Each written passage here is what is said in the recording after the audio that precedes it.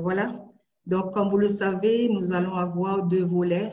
Une partie d'info générale, donc c'est un peu le volet théorique, et quelques fonctionnalités de LinkedIn. Donc, à un certain moment, on va s'arrêter pour pouvoir basculer sur mon profil LinkedIn. Quelques informations sur le LinkedIn, les informations générales, 660 millions de membres en 2019, provenance de 170 secteurs d'activité dans plus de 200 pays et territoires. Et au Canada, on a 12,9 millions de personnes données en 2017. Donc, LinkedIn vous offre la possibilité de promouvoir votre identité personnelle. C'est vous. C'est-à-dire que, par exemple, aujourd'hui, c'est Mireille, ce n'est pas mon employeur. Donc, maintenant, si vous le faites pour l'employeur, c'est un cas différent. Votre marque personnelle et non celle de votre employeur. C'est une façon de le présenter, mais moi, je peux avoir les deux chapeaux, donc comme présenter, parce que moi, je travaille à la maisonnée.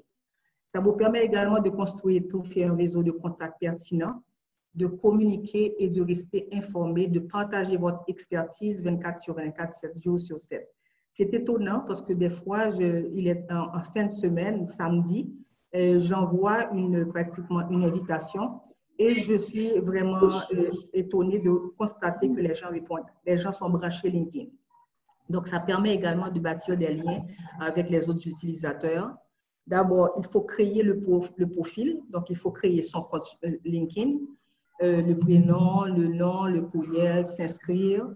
Et par la suite, ce qu'il faut faire, comme vous le savez, il faut commencer à bâtir le profil complètement. Donc, le LinkedIn, votre identité professionnelle est représentée par votre profil, qui êtes vous, quelles sont vos compétences. LinkedIn, ce n'est pas le CV. Vous ne pouvez pas prendre le CV et pratiquement le copier, le coller directement sur le LinkedIn. C'est différent.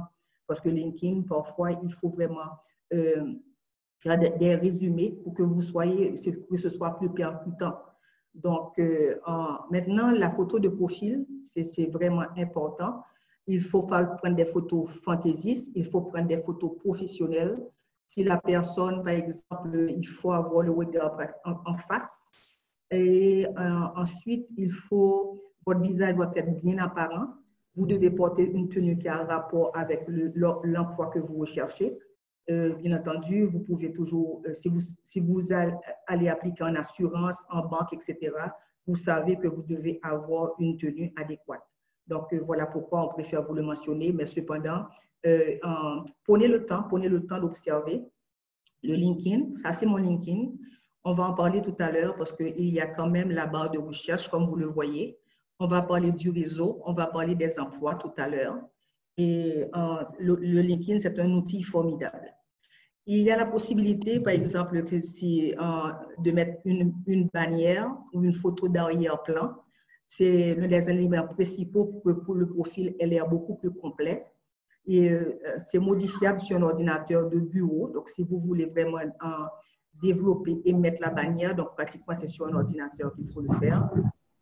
Il faut détailler votre profil également. Par exemple, cette madame, ce qu'elle a fait, elle a mis une photo arrière-plan, mais comme vous pouvez voir, elle est spécialiste en communication digitale, médias sociaux et web marketing. Donc, elle a mis une photo que je trouve très reposante avec une souris, un clavier, ensuite son portable. Et comme ça, elle annonce les couleurs. Donc, si vous voulez mettre une photo d'arrière-plan, pensez à ce que vous voulez vendre, à ce que vous voulez montrer. Est-ce qu'on peut créer le profil dans les deux langues? Oui, on peut créer le profil dans les deux langues. Comment créer son profil LinkedIn dans une autre langue? Il y a 4 étapes qui sont pratiquement faciles. Vous cliquez sur votre photo dans le menu, on va le voir tout à l'heure.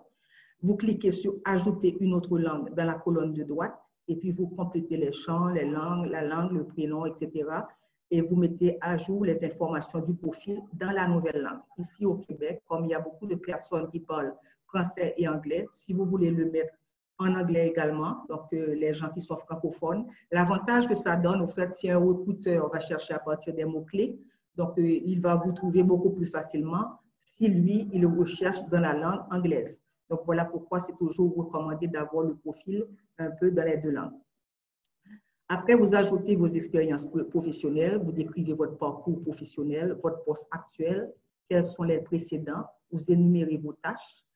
Vous ne vous limitez pas, vous mettez des renseignements qui sont pertinents, mais vraiment pas détaillés. Si vous avez obtenu des résultats, par exemple, un chiffre d'affaires ou réussi des objectifs, vous le mettez en une phrase avant votre description de tâche. Vous utilisez des mots-clés, des expressions clés pour détailler vos expériences. LinkedIn calcule vos mots-clés. Plus un mot-clé est utilisé, plus votre profil peut être sélectionné. Vous illustrez vos réussites à l'aide des mots-clés pour accroître la pertinence et l'impact de votre profil ou des réalisations concrètes.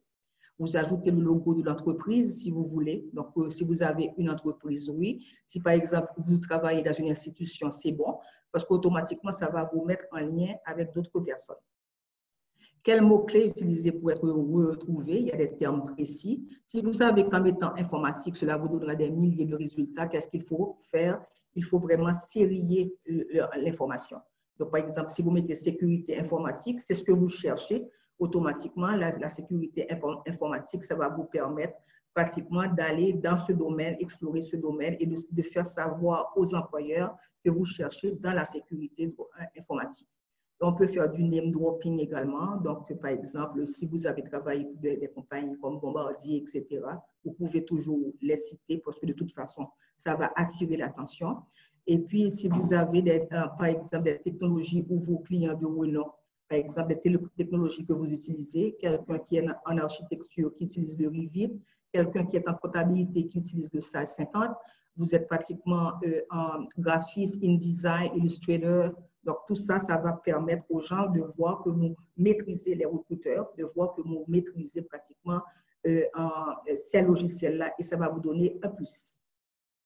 Il faut bonifier également vos informations, intégrer des éléments visuels, que ce soit des liens vers des articles que vous avez pu publier ou des présentations que vous avez faites. Donc, ça, c'est intéressant parce que ça va vraiment donner un plus parce que les gens vont voir ce que vous avez écrit, quels sont les sujets qui vous ont intéressé. Donc, ça, c'est intéressant. Ajouter des projets spécifiques, professionnels ou non, ils représentent un complément d'activité, l'adhésion à une association, par exemple, ou encore la participation à un événement ponctuel, caritatif, humanitaire. Vous pouvez faire des partages de vidéos. Là aussi, c'est intéressant. J'ai pratiquement comme un client, lui, il voulait montrer ce qu'il pouvait faire, travailler en 3D. Donc, il a fait une mini vidéo. Il y a quelqu'un de Toronto qui l'a contacté. Et à partir de là, il a pu trouver du travail. Donc, il ne faut pas sous-estimer. Donc, vous tombez sur un partage vous pouvez faire une vidéo, une mini vidéo, une courte vidéo. Donc, automatiquement, ça va bonifier pratiquement les informations. Maintenant, dans la section formation, la section formation vient appuyer vos expériences. Elle augmente la chance d'être repéré par vos anciens camarades d'école, d'université. Il faut mentionner les diplômes obtenus, les distinctions. Si vous détenez l'évaluation comparative des études effectuées du Québec, vous pouvez l'inscrire. Montrez ce que vous pouvez apporter. Je suis trilingue, je maîtrise Photoshop, j'ai une connaissance approfondie de la problématique immigrante dans mon cas. J'ai monté plus d'une centaine de projets pour les gens qui sont en gestion de projet. La mention des dates d'obtention des diplômes permet de voir si vous avez étudié dans le secteur, si ce n'est pas juste de l'expérience, mais que vous avez étudié et si vos études sont récentes. Si vous avez fait une étude 10 ans en arrière, elle a moins d'importance que quelqu'un qui vient d'étudier parce que les techniques sont là. Si vous avez fait un deuxième cycle, donc ça c'est un autre avantage, ou même des spécialisations. Maintenant, il faut ajouter vos compétences également, par exemple, compétences en analyse de données, base de données, leadership, etc. Donc, les compétences, ça joue pour beaucoup parce qu'automatiquement, l'employeur sait où est-ce qu'il peut vous classer. Parce que ça, c'est important et ça va vous aider à aller beaucoup plus rapidement dans votre recherche d'emploi. Donc, comme vous voyez dans la ligne d'en bas, c'est marqué pour compétences professionnelles. Et puis, vous le mettez, et puis les gens savent que c'est pour vos compétences professionnelles. Les recommandations, vous allez demander des recommandations à vos anciens employeurs, donc vos clients, vos partenaires, vos collaborateurs, vos confrères, vos fournisseurs. Donc, qu'est-ce que ça fait? Cela donne de la crédibilité. Ça veut dire que M. X a appuyé ma candidature, il sait que j'ai fourni un travail intéressant et ça permet également de faire comprendre que ce que vous dites, c'est la vérité. Ce que vous dites, vous avez des gens qui peuvent appuyer ce que vous êtes en train de confirmer. Donc, cela donne de la crédibilité. Les managers et les personnes qui cherchent des nouveaux talents, de nouveaux clients et des nouvelles relations d'affaires privilégient les personnes qui leur sont recommandées. Maintenant, autrefois, c'était la façon de présenter avec des petits carrés et des photos. Maintenant, on le présente différemment, mais en gros, ce que ça veut dire que cette personne-là est en community management.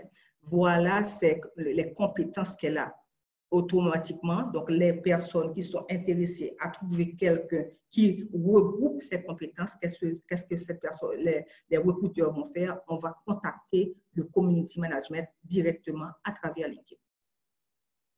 Maintenant, l'autre étape, qui était une étape très importante, c'est de développer votre réseau de contacts. Il faut, moi, ce que je fais, je me mets des objectifs. C'est-à-dire qu'il faut se dire, chaque semaine, je vais essayer de trouver 10 personnes. Chaque semaine, pour pouvoir avoir 10 personnes, il faut quand même envoyer un certain nombre d'invitations et c'est en fonction du nombre d'invitations qu'il va avoir ce changement-là. Donc, vous allez voir les gens au fur et à mesure. Au tout début, vous allez vraiment travailler un peu plus fort, mais par la suite, les gens vont commencer à vous chercher directement sur LinkedIn. Donc, vous recherchez sur LinkedIn qui? D'abord, vos parents, vos amis, vos anciens camarades de classe, vos copains de sport, vos collègues, vos anciens professeurs. Qu'est-ce que vous faites? Vous leur envoyez une invitation avec certaines fois un mot d'introduction. Donc, vous allez voir que parfois, c'est marqué relation 1, relation 2 et relation 3. Relation 1, vous êtes directement connecté à cette personne sur LinkedIn. Donc, probablement, vous lui avez envoyé une invitation pour accepter la sienne, mais vous pouvez échanger avec cette personne-là. Donc, c'est ça qui est intéressant. La relation de deuxième niveau, ce sont les amis de mes amis. Donc, vous ne pouvez pas lui envoyer de messages sauf par le email, mais vous pouvez vous connecter avec cette personne. Donc, le email, comme vous le savez, c'est surtout avec le LinkedIn Premium. La relation de troisième niveau, cette personne est un membre connecté à une de vos relations. Vos relations de troisième niveau ne font pas partie de votre réseau. Donc, vous pouvez leur envoyer une invitation en cliquant sur « Se connecter » et ensuite, c'est à partir de là que vous pouvez les connecter par le biais de l'email également. Invitation à rejoindre votre réseau. En général, comme vous le savez, c'est à peu près 300 caractères. Vous avez plusieurs façons. Donc, dans le cas de l'invitation faite à Émilie, vous avez la possibilité de lui envoyer, mais vous avez 300 caractères que vous pouvez utiliser pour pouvoir faire l'invitation. Exemple d'invitation personnalisée pour une personne rencontrée à un événement. Bonjour, nous nous sommes rencontrés à la soirée réseau du. J'ai pris un moment, alors je ne vois pas tout l'écran, donc avec les noms qui sont à côté. Donc, je vais quand même essayer de mettre les mots.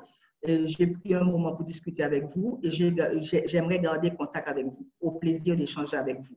Donc, ça se fait aisément ici parce que parfois, nous ne sommes pas certains, nous disons, est-ce que nous pouvons vraiment répondre, est-ce que nous pouvons vraiment envoyer une invitation? Oui, vous pouvez envoyer l'invitation parce que c'est ça qui va vraiment permettre que vous êtes motivé, que vous voulez garder contact avec la personne. Donc, ça, c'est bon.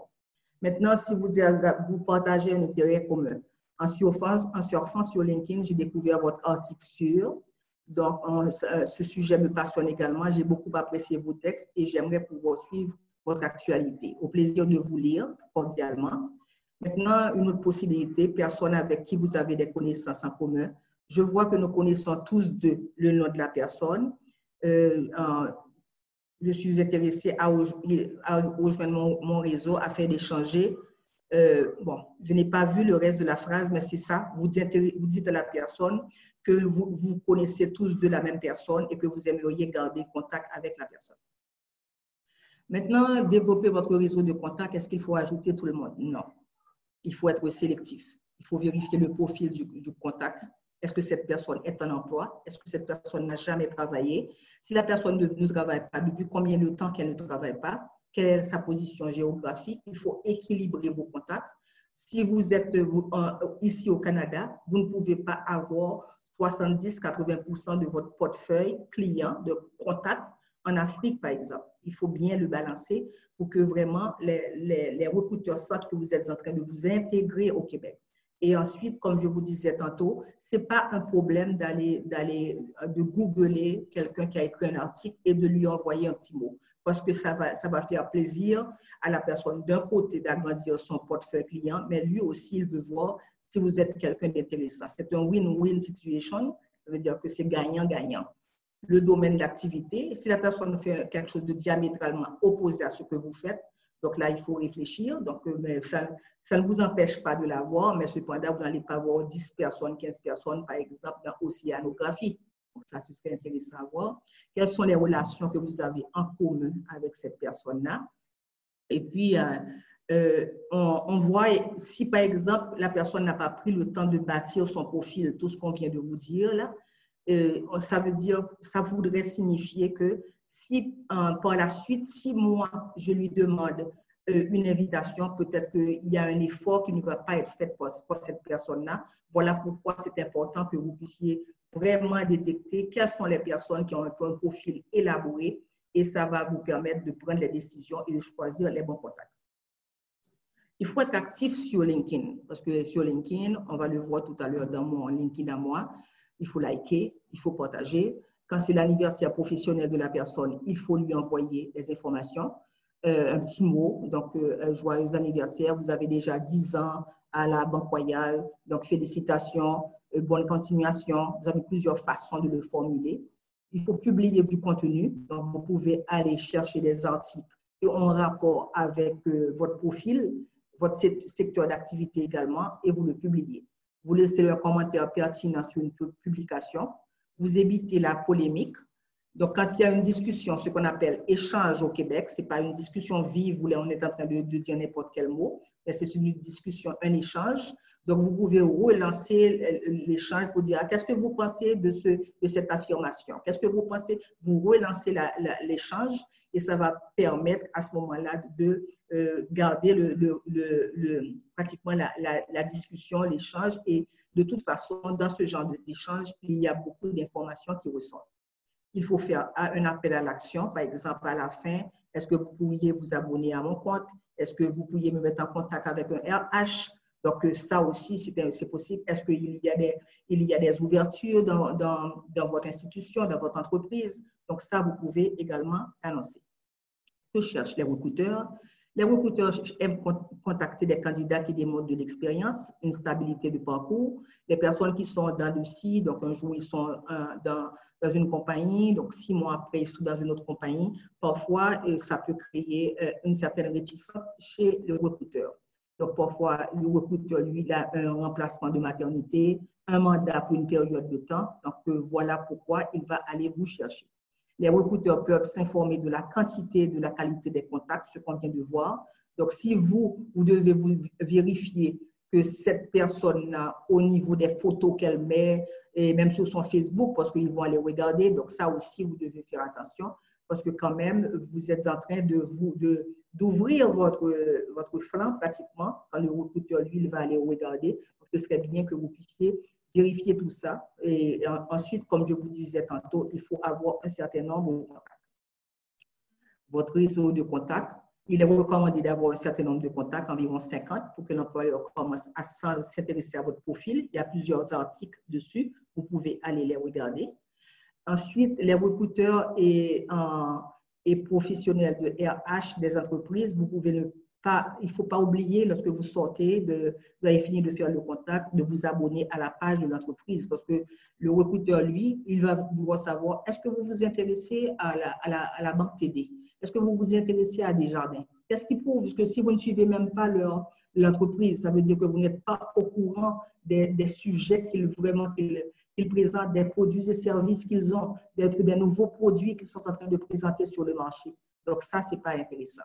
Donc, ça, ce serait bien que vous puissiez voir, automatiquement avoir le réflexe, automatiquement que vous avez fini de prendre contact avec la personne et puis d'aller regarder si l'entreprise, ça vous dit, puisque de toute façon, si vous avez contacté le recruteur, c'est parce que vous êtes intéressé à l'entreprise et par la suite, à ce moment-là, suivre l'entreprise.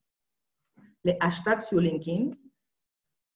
Comme vous le savez, on va parler des groupes parce que quand même, il y a des groupes LinkedIn, donc les personnes qui sont considérées comme faisant partie de votre réseau. Les groupes vont vous donner la possibilité d'échanger, d'avoir des discussions. Il y a les groupes qui sont sur LinkedIn, il y a les groupes qui sont donc, dans votre réseau. les groupes qui sont en dehors de votre réseau.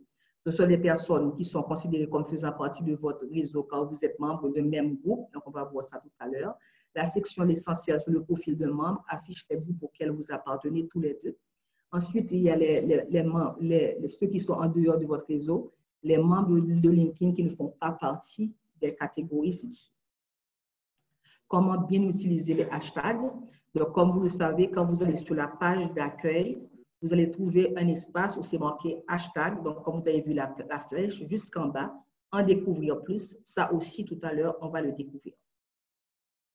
Comment bien répondre à un recruteur sur LinkedIn? Voilà que vous avez mis toutes les chances de votre côté, le recruteur vous contacte. Il y a plusieurs cas de figure, donc là, je vais signaler peut-être 2 cas de figure.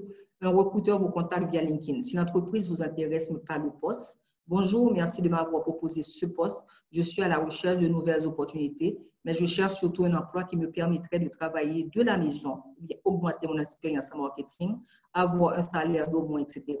Il me semble que ce poste n'est pas exactement ce que je recherche. Peut-être êtes-vous au courant d'autres opportunités d'emploi qui pourraient mieux cadrer avec mon profil. Si oui, j'aimerais beaucoup en parler avec vous. Donc, j'ai attaché mon CV à ce message et vous pouvez me joindre à l'adresse courriel suivante ou par téléphone, au numéro, au plaisir. Maintenant, un recruteur vous contacte et c'est votre job de rêve. Qu'est-ce qu'il faut faire? Donc, quand vous répondez au recruteur, merci pour votre message. Selon la description que vous avez faite du poste, ça s'enligne avec la direction que je souhaite faire prendre à ma carrière. Donc, ça, c'est très bien comme réponse parce que ça montre que vous avez une idée de ce que vous voulez être dans 2 ans, dans 3 ans, dans 5 ans. Vous voulez bâtir vraiment une carrière. J'aimerais en savoir davantage. Comme vous avez pu le voir sur mon profil, j'ai tant d'années d'expérience, 10 ans d'expérience dans le domaine de l'industrie bancaire. Je me suis particulièrement consacrée pratiquement au placement à l'assurance habitation. Dans mon poste actuel chez TD, j'ai récemment augmenté mon portefeuille client et puis vous dites la quantité, donc automatiquement, l'employeur va voir que vous êtes quelqu'un qui veut percer, de quelqu'un qui a du rendement, quelqu'un qui vraiment il a intérêt à continuer à approfondir et puis surtout prendre des informations de vous. Pourrions-nous discuter plus en détail de cette opportunité? Je serais très heureux d'en savoir davantage sur le poste et démontrer comment mes compétences et mon expérience pourraient être utiles. Je suis disponible pour en parler au téléphone, au jour et aux heures qui vous conviendraient. Maintenant, les conseils.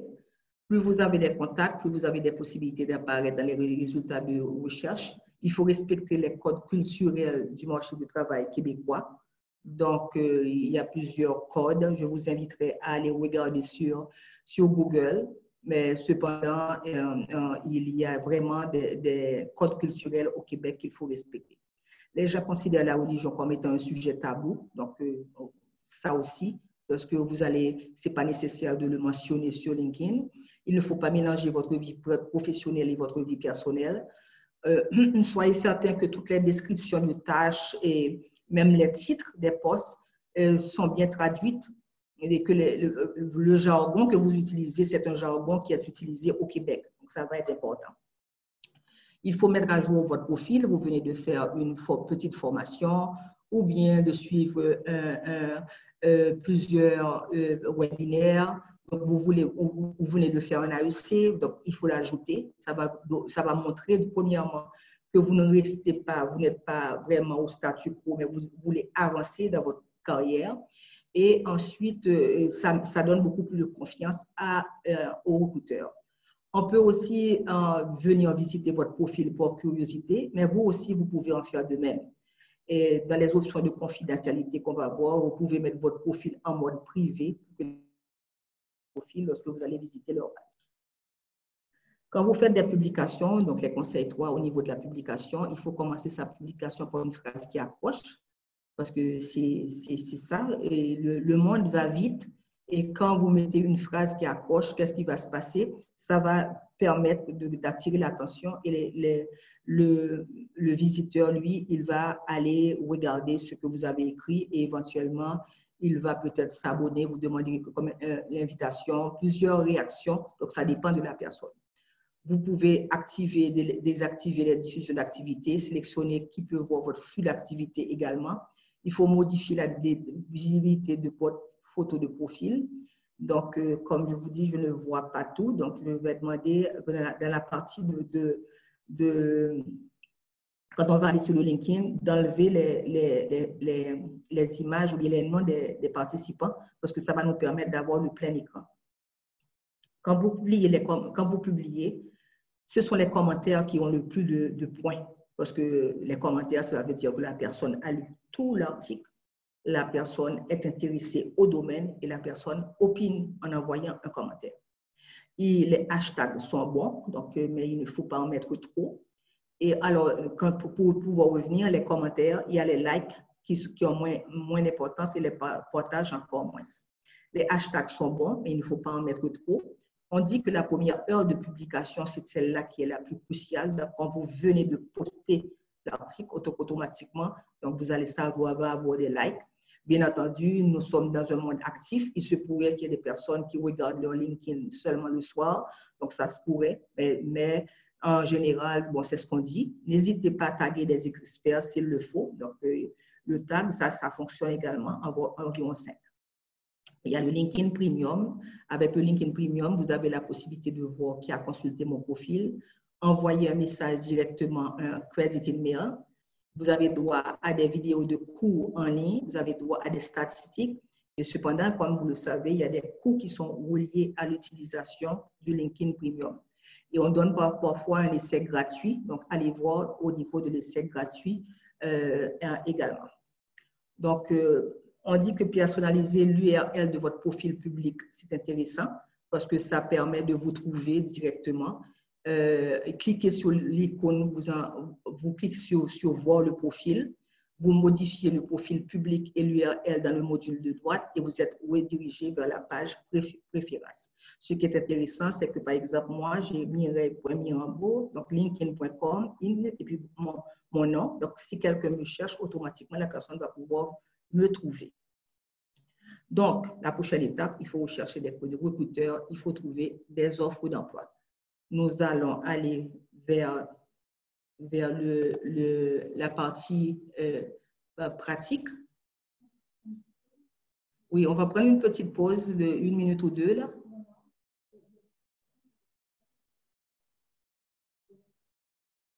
OK. Donc, il y a des personnes qui ont des questions, mais qu'on va peut-être prendre à la fin, parce que c'est peut-être mieux. Le temps nous fait la guerre. C'est un webinaire d'1 heure de temps. Il est déjà presque 4h30. Donc, voilà. On va aller… Oui? J'aurais juste une petite question. Est-ce que la deuxième partie du webinaire va toucher d'autres points différents? Est-ce qu'on pourrait permettre aux gens de poser quelques questions sur la première portion? OK, parce que de toute façon, on va un peu reprendre, mais on va toucher d'autres affaires également. OK, parfait. Bon, ben tu es maître de ton atelier. Oui, donc là, oui, je vais prendre une ou deux questions pour un mute là, pour les personnes qui veulent poser des questions. C'est bien. OK, alors est-ce qu'il y aurait des gens qui voudraient poser des questions? Est-ce qu'il y a quelqu'un qui serait intéressé qui aurait une question? Je pense qu'il y a Yannick et Maria qui ont posé des questions dans le chat. Si vous voulez unmute pour poser vos questions. Oui, moi j'avais posé une question justement. Merci de me donner l'opportunité. Merci pour la présentation. Moi, je suis habitué à utiliser LinkedIn et il faut dire que mon profil est quand même… enfin, bon, bref. Ma question est de savoir, je demandais, est-ce que quand je suis venu à Montréal, certaines personnes me recommandaient de pouvoir mettre mes réalisations sur LinkedIn et sur le CV. Mais quand j'étais au pays avec la formation française que j'ai appris, ce que j'ai retenu, ce que moi j'ai plutôt retenu, il est recommandé souvent de garder comme carte maîtresse ces réalisations. Tu peux mettre tes tâches au quotidien sur le CV comme sur LinkedIn. Et c'est lorsque tu as l'opportunité de faire l'entrevue avec le recruteur que tu sors tes pions, tes cartes maîtresses. Parce que si tu dois encore dire tout ce que le recruteur a déjà vu sur ton CV ou sur ton LinkedIn, là, en fait, tu n'as plus rien de nouveau à apporter. Donc voilà, c'est la question que j'ai. Merci. Je suis sur mute. Oui, vous m'entendez là maintenant? Oui. C'est une très bonne question. Au fait, si vous avez par exemple 3-4 réalisations, il faut attirer le recruteur.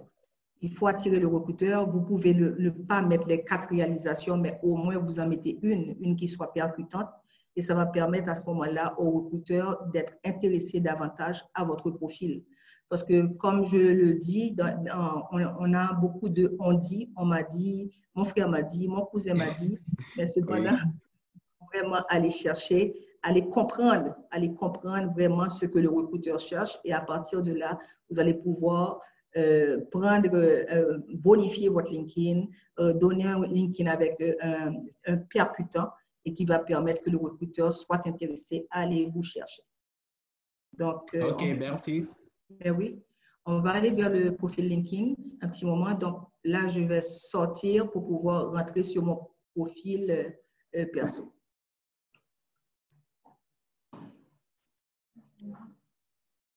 Au passage, on peut vous envoyer déjà la demande de connexion? Oui, il n'y a pas de problème. Et puis ensuite, si vous avez des particularités, vous pouvez toujours contacter le Salon des opportunités et eux, ils vont se faire le devoir de vraiment aller de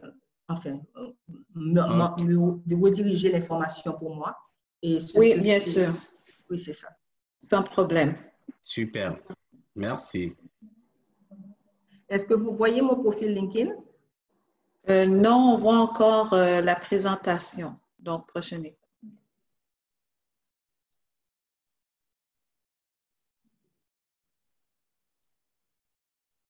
Là, je vois tous les participants. Et maintenant? Je crois que ça s'en vient. Oui, on le voit. Merci. OK.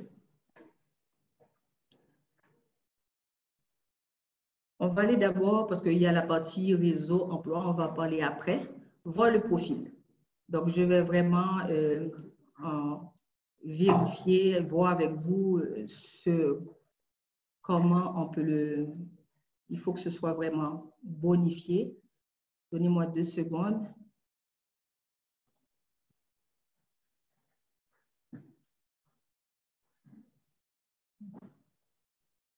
Voilà. Ajoutez une section au profil. Donc, comme vous le voyez, il y a plusieurs parties. Il y a l'intro, à la recherche d'un nouveau poste, on peut le mettre. Donc, moi, j'ai mis pratiquement, j'ai mis mon nom, conseillère principale en emploi à la Maisonnée. Et comme vous le voyez, LinkedIn mentionne le nombre de relations que vous avez. Donc, les infos, donc ma section est vraiment complétée. Et mes infos, moi, ce que j'ai mis surtout des mots-clés. Donc, comme vous pouvez le voir, j'ai mis gestion de projet, counseling, et puis, un petit moment, j'ai mis gestion de projet, counseling, placement, organisation d'événements. Si vous voulez indiquer au recruteur que vous êtes à l'écoute de nouvelles opportunités, donc là, vous pouvez aller, vous indiquer quel genre de travail qui vous intéresse, la date de début, quand est-ce que vous êtes disponible. Si vous voulez l'ajouter à temps, vous voulez travailler à temps plein, à distance, travail temporaire, temps partiel, etc. Donc, automatiquement, le recruteur est davantage fixé. Maintenant, la sélection, présentez votre travail en mentionnant vos meilleurs postes, les documents, les médias, les sites web. Ça, c'est intéressant parce que, comme vous le voyez, notre sélection, vous mettez les postes, vous mettez les articles, vous mettez les liens, vous mettez les médias. Donc, comme ça, le recruteur a davantage d'informations vous concernant. Donc, le parcours, quelles sont vos expériences professionnelles? On en a parlé dans la partie théorique, l'expérience professionnelle. Qu'est-ce que vous avez comme expérience? En général, ce n'est pas recommandé, bon, à moins que ça ait un rapport direct avec le poste. Mais quand vous avez des postes vieux de 20 ans, ce n'est pas nécessaire. 15 ans, ce n'est pas nécessaire. Les recruteurs préfèrent des postes qui sont un petit peu plus rapprochés. Donc, ça pourrait vous donner des informations. Donc, au niveau de la formation, donc expérience professionnelle, la formation, on a vu, il faut faire la mise à jour de tout ce que vous avez eu à faire. Les licences, les certifications, vous les mettez. Les expériences de bénévolat également. Ensuite, les compétences. Les compétences, c'est important que je vous avais montré la feuille de compétences avec tout ce que vous pouvez avoir comme compétences. On avait parlé du community management, mais vous pouvez être dans le domaine de la finance, dans le domaine de l'administration et vous allez pouvoir pratiquement montrer ce que c'est, ce que vous pouvez faire. Et le recruteur, lui, il va comprendre, identifier ce que vous pouvez faire et être un peu plus rassuré. Vos réalisations, ça c'est pour vraiment répondre à la question de monsieur tout à l'heure. Donc, les publications que vous avez eu à faire, vous n'allez pas écrire une page complète avec des publications seulement, mais choisissez un ou deux qui soient pertinents si vous voulez. Les brevets, les cours, les projets, les prix et distinctions, les résultats d'examen, donc les langues. Là, on n'est pas encore au profil qui va changer, mais seulement les langues que vous maîtrisez, l'anglais, le français, les organisations, donc tout ça. Maintenant, d'autres informations supplémentaires. C'est ce que vous voulez solliciter, une recommandation, c'est important, parce qu'on va le voir tout à l'heure. Et puis, les langues prises en charge, ajouter un profil dans une autre langue. Donc là, tout à l'heure, je vous ai expliqué comment ajouter un profil dans une autre langue. Maintenant, le tableau de bord. Comme je disais tout à l'heure, il faut être vraiment actif sur LinkedIn. C'est un travail difficile à partager. Il y a quelqu'un qui parle. S'il vous plaît, mettez votre... Ils m'ont pas payé, là, ils m'ont dit que je suis obligée mettez de... votre...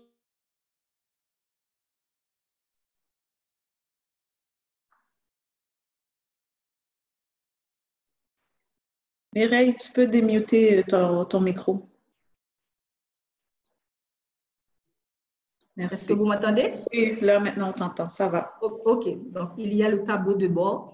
Comme je disais tantôt, c'est très important que vous puissiez être actif sur LinkedIn.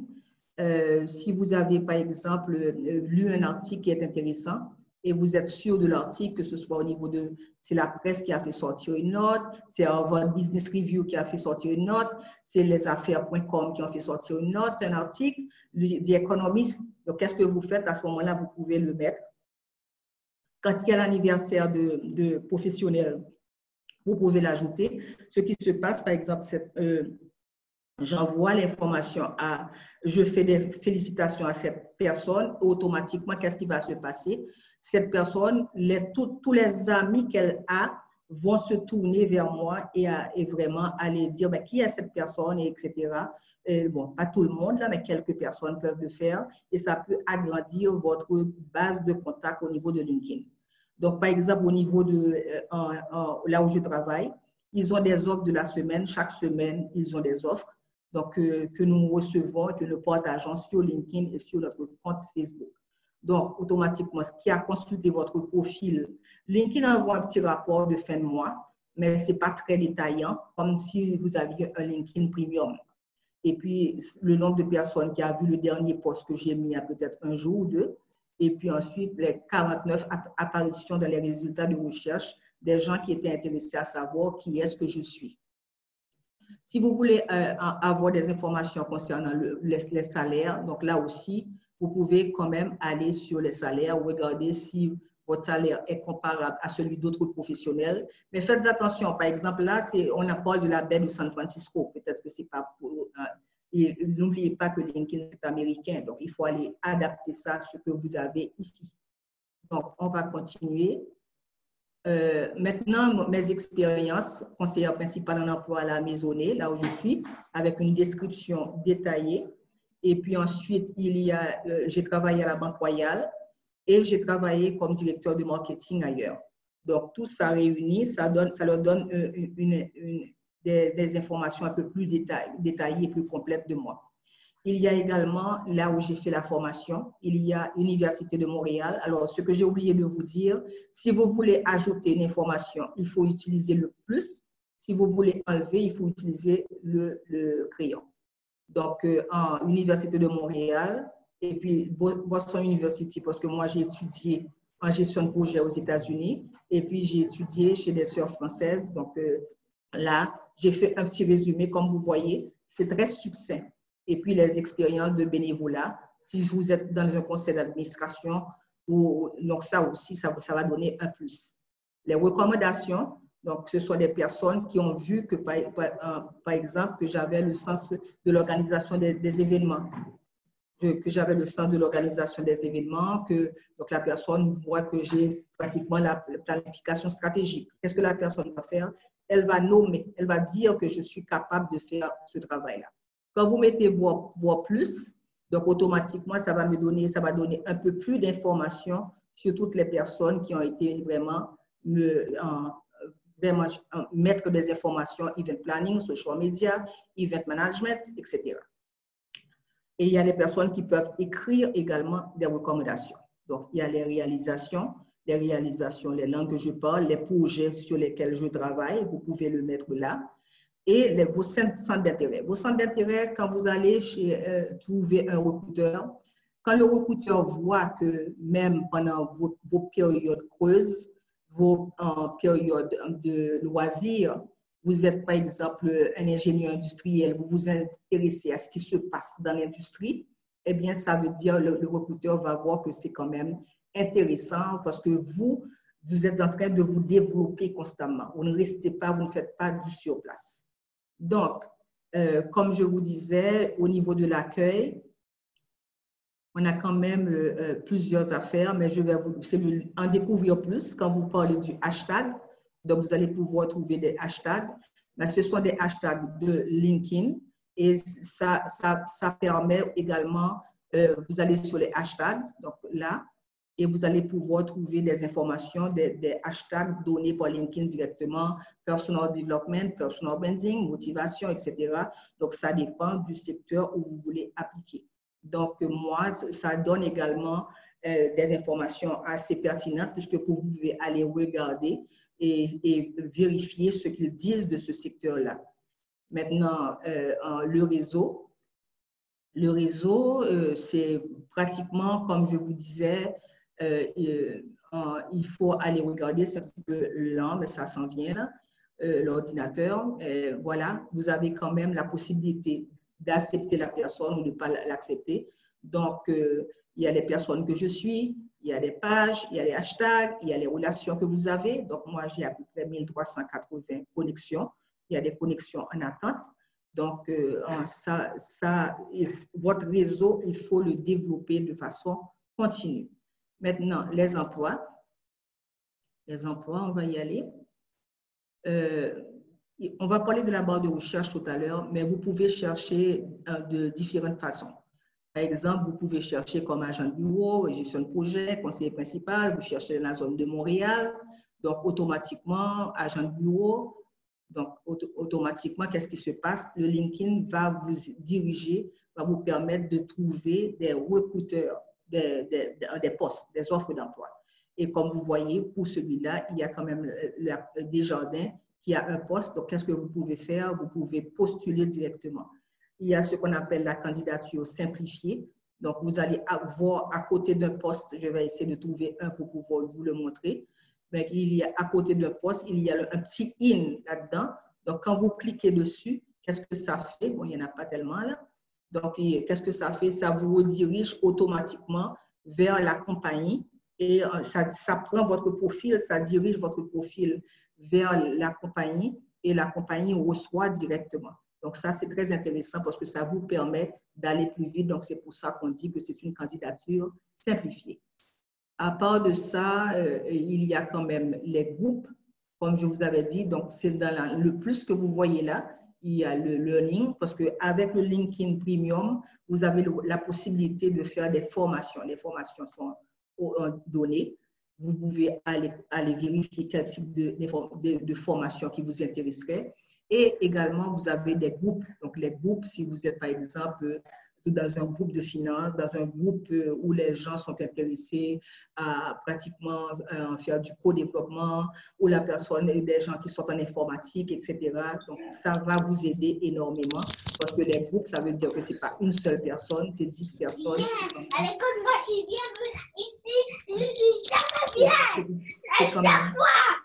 C'est quand même 10 personnes. Votre micro. Je suis désolée, c'est pas... En tout cas, voilà. C'est intéressant la candidature simplifiée, comme je le disais, parce que comme ça vous permet d'aller beaucoup plus rapidement. Donc, maintenant, ce qu'il faut faire surtout, c'est vraiment aller bonifier votre LinkedIn. Il faut aller voir ce qui vous permet d'avancer, parce que le LinkedIn, il y a tellement d'employeurs sur le LinkedIn que vous avez intérêt à vraiment vous inscrire sur LinkedIn et ensuite rester plus ou moins dans votre secteur. Ne vous éparpillez pas, parce que quand vous vous éparpillez, le recruteur doit savoir quand il monte dans votre profil quel genre de personne que vous êtes. Est-ce que vous êtes vraiment une personne? Est-ce que vous vous intéressez à tel type d'industrie, à l'industrie bancaire? Est-ce que vous vous intéressez au contraire à l'administration? Et au niveau de l'administration, est-ce que vous avez un secteur déjà où vous avez évolué? Donc, ne vous éparpillez pas en mettant plusieurs informations. Il faut rester dans l'essentiel. Par exemple, moi, j'ai pratiquement trois grands créneaux, mais j'ai la gestion de projet, donc l'intervenante en milieu communautaire, et ensuite, j'ai également le profil bancaire. Donc, qu'est-ce que je fais? Je ne vais pas trop m'attarder sur le profil bancaire, comme vous avez vu quand j'ai montré mon profil. Donc, c'est peut-être 2-3 lignes. Je ne vais pas m'attarder sur pratiquement la gestion de projet, quoique je le fasse à l'extérieur. Mais cependant, qu'est-ce que je fais? Je mets l'emphase pratiquement sur l'intervention sociale, l'intervention communautaire. C'est ça que je fais actuellement. Donc, voilà pourquoi c'est intéressant. Quand vous voulez rencontrer du monde également, vous pouvez mettre tout simplement la compagnie et ça va vous donner l'information possible pour que vous puissiez vraiment, toujours avec la barre de recherche, ça va vous permettre d'aller plus rapidement. Vous mettez la compagnie et automatiquement, qu'est-ce qui va se passer? Vous pouvez tomber sur les RH. Moi, ce que je vous aurais conseillé, quand vous rentrez dans une compagnie, vous ne pouvez pas prendre 10 personnes des ressources humaines. Vous allez en prendre une ou deux. Là encore, il faut être sélectif parce que si vous mettez, ils vont se parler entre eux, probablement les recruteurs, et ils ne vont pas comprendre comment une personne a pu envoyer vraiment une demande à 5-10 personnes au niveau des ressources humaines. L'autre chose que je fais également, je regarde par rapport au contact commun que j'ai avec cette personne. Je regarde les contacts communs. Contact commun, ça veut dire que j'ai contacté Bombardier et j'ai à peu près 4, 5, 6 personnes avec lesquelles je partage des connexions. Est-ce que je vais prendre tout le monde? Non. C'est quoi mes critères de sélection? Je vais vérifier parce que n'oubliez pas que moi, je suis intervenante. Donc, j'essaie de placer du monde en employabilité. J'essaie de voir qu'est-ce qui va se passer. Est-ce que cette personne-là a vraiment des immigrants dans son portefeuille de contact? Si la personne n'a pas d'immigrants, et une autre personne a des immigrants, donc moi, je suis plus enclin à aller vers l'autre personne. Pourquoi? Parce que je me dis que éventuellement, quand je veux placer quelqu'un qui vient d'arriver, quelqu'un qui n'est pas né au Québec, quelqu'un qui n'est pas une façon de parler, mais c'est l'essentiel, c'est que cette personne-là, à ce moment-là, je sais que ce contact-là, je vais quand même essayer avec cette personne qui a des contacts, mais avec les nouveaux arrivants, et où il y a pratiquement des personnes qui ont étudié au niveau des RH, l'Université de Montréal, comme moi, etc. Quand vous mettez que vous avez étudié à l'Université de Montréal, qu'est-ce qui se passe? Toutes les personnes qui ont étudié à l'Université de Montréal vont se retrouver avec vous. Donc, voilà pourquoi, quand vous mettez dans la partie recherche, quand vous annoncez que vous êtes à l'Université de Montréal, sur mon profil, pour les personnes qui vont aller voir, Donc, sur mon profil, il y a vraiment la partie qui me démontre que je suis à l'Université de Montréal.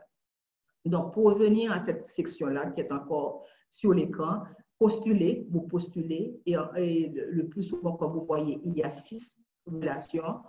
Il y a le poste, il y a déjà 3 candidats. Et puis ensuite, l'entreprise, le type d'entreprise, déjà, c'est le secteur bancaire. Et puis le nombre d'employés qu'ils ont. Donc, tout ça, ça va aider parce que de toute façon, comme ça, vous êtes en train d'accumuler des informations pour l'entreprise. Parce que quand on va vous demander la première question, là, quelque part, si on vous fait une entrevue téléphonique, au moins, vous avez déjà l'information. Donc, j'ai 6 relations en commun. Je peux cliquer dessus et voir quelles sont les relations en commun. Et ça va me permettre de prendre une meilleure décision. Donc, voilà. Je ne sais pas s'il y a des questions. Je m'arrête un petit moment. Est-ce que vous avez des questions? Oui, désolée. Excusez. J'ai ici sur le chat, avant de poser, d'ouvrir les lignes et de poser des questions aux gens, il y a quelqu'un, Daniel Balem, qui dit comme suit: j'ai lu une enquête dévoilant que plus de 90% des personnes interrogées disant n'avoir jamais reçu d'offre d'emploi via LinkedIn, ce qui est assez contradictoire avec ce qui est dit généralement. À votre avis? Alors, quel serait ton avis par rapport à ce type d'information qui véhicule? Moi, Nathalie, dans mon expérience, je réponds à tout le monde. Donc, dans nos expériences, il y a des personnes qui viennent au bureau et ils essayent de contacter quelqu'un. Par exemple, nous leur disons, voilà, il faut contacter quelqu'un. Et sur place, le recruteur les contacte sur leur cellulaire. Nous avons eu beaucoup de personnes qui ont été placées en emploi à travers LinkedIn. L'autre chose également, il y a même des échanges. Il y a des personnes qui sont pratiquement, qui sont génie mécanique et qui ont besoin d'une information. Est-ce que j'ai besoin de tel logiciel? Cette personne-là rentre en contact avec quelqu'un de LinkedIn et ça se fait, l'inter-échange se fait très rapidement. Donc, moi, je ne suis pas d'accord avec ce que monsieur ou madame, la personne a affirmé, parce qu'au niveau du LinkedIn, ça fonctionne. Parce que quand on doit passer par une agence de placement, c'est une étape. Quand on doit passer par un chasseur de tête, c'est une étape. Et de toute façon, l'employeur, lui, qu'est-ce qu'il fait? Il préfère avoir un département où les gens sont, les RH sont sur LinkedIn, essayent de trouver de bons profils. Donc, c'est beaucoup mieux pour eux. Donc, voilà pourquoi que ce n'est pas totalement logique, parce que l'agence de placement, il faut quand même payer un certain montant. Donc, et ensuite, il y a certains frais, je pourrais dire. Les chasseurs de tête, même si c'est un mandat qu'ils ont d'un recruteur, mais le mandat est là. Et quand ils trouvent la personne, ils sont rémunérés. Donc, voilà pourquoi c'est important de comprendre le LinkedIn, pourquoi c'est vraiment intéressant pour l'employeur d'avoir le LinkedIn et de trouver de bons profils, parce que dans le profil, il y a toutes les informations. Donc, voilà, il nous reste 5 minutes là. Parfait. Donc, dans mon chat, je n'en aurai pas d'autres. Est-ce que parmi vous, il y aurait quelques questions que vous voulez poser? Il y a certainement d'autres informations, mais là, j'ai donné la possibilité aux personnes de poser des questions. Donc, voilà pourquoi j'ai un peu réduit. Si la personne veut avoir des informations, on peut passer par vous et ensuite, après, ils pourront me contacter. Il n'y a pas de problème. Donc, juste un instant, je crois que j'ai un nouveau message. Comment avoir un réseau performant? Bon, le réseau performant, c'est pour ça, ça reprend tout le LinkedIn pratiquement.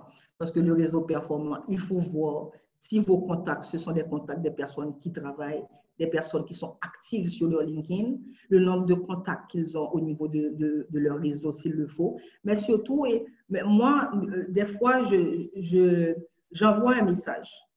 Et à partir du moment que je me rends compte que la personne me répond 4 ou 5 jours après, cette personne n'est pas active.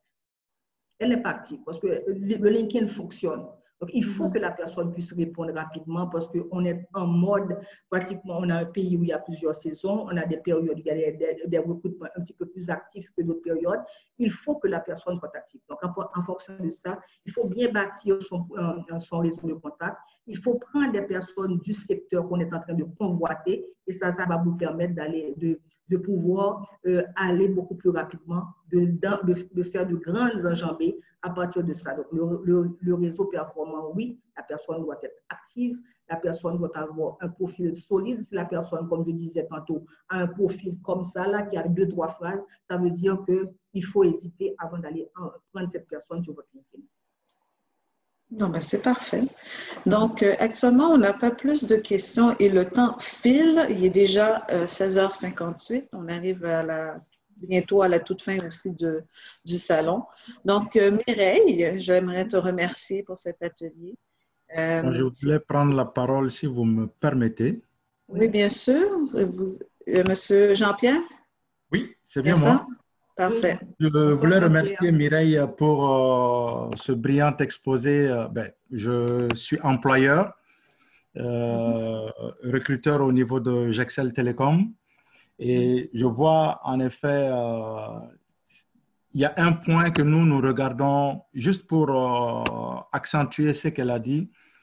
Il est très important en tant que chercheur d'emploi de prendre soin de son image, que ce soit sur LinkedIn ou les réseaux sociaux. C'est très, très important parce que nous partons chercher des fois des informations pour voir est-ce que c'est une personne ordonnée, est-ce que c'est une personne en effet qui répond, parce que quand on envoie des offres d'emploi, il y a tous ceux qui sont à la recherche d'emploi qui peuvent postuler parce qu'il faut postuler.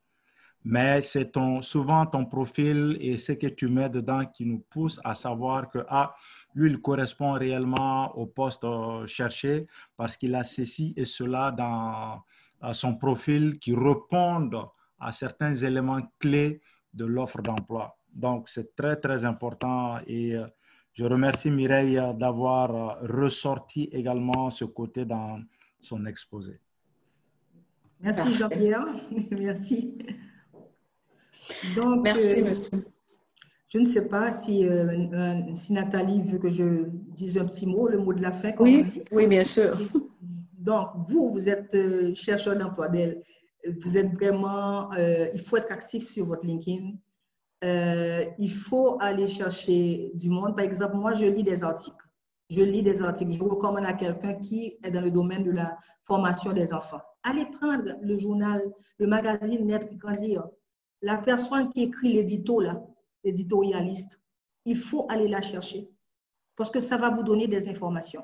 Vous êtes en finance, allez regarder dans lesaffaires.com quels sont les gens qui écrivent des articles. Allez vraiment les chercher parce que, comme je vous dis, le LinkedIn est ouvert. Les personnes vont être très intéressées à vous avoir comme contact si votre profil est bien bâti, si vous avez plus de 50 contacts et ensuite si vous continuez à vous développer. Donc, tout ça, ça va être intéressant. Donc, voilà pourquoi je vous dis que le LinkedIn, c'est un outil vraiment indispensable dans la recherche d'emploi. Et si vous avez besoin de plus d'informations, passez par Nathalie. Ça va nous faire vraiment plaisir de pouvoir vous apporter des informations additionnelles. Donc, pour toute question ou transmission de questions, vous pouvez nous écrire sur contact@salondesopportunités.com. Puis seulement indiquer dans l'objet, la question s'adresse à soit la conférence LinkedIn ou tout simplement Mireille Mirambeau. Donc, on lui fera suivre les informations demandées. Et entre autres aussi, dès qu'on a un moment, on fera aussi, on fera suivre ces informations, probablement aussi LinkedIn sur nos réseaux sociaux, sur notre plateforme ou par courriel. Donc, sur ce, je vous remercie de votre participation. Vous avez été très attentifs et j'ai senti un engouement pour cet atelier. Donc, Mireille, je pense que c'est quelque chose qui devra être refait un peu plus tard dans nos formations à travers Gestion PCE. Donc, je vous souhaite un bon salon. On arrive vers la fin. Donc, il reste 1 heure. Si vous pouvez aller visiter les quelques kiosques encore qui restent auprès des employeurs, je disais, les organismes, les organisations de financement aussi les entrepreneurs aussi qui cherchent à promouvoir leurs produits, allez les voir. Donc, je vous souhaite une bonne fin de journée. Au revoir. Merci à tous. Merci À bientôt. Mireille. Bye bye. Bye bye.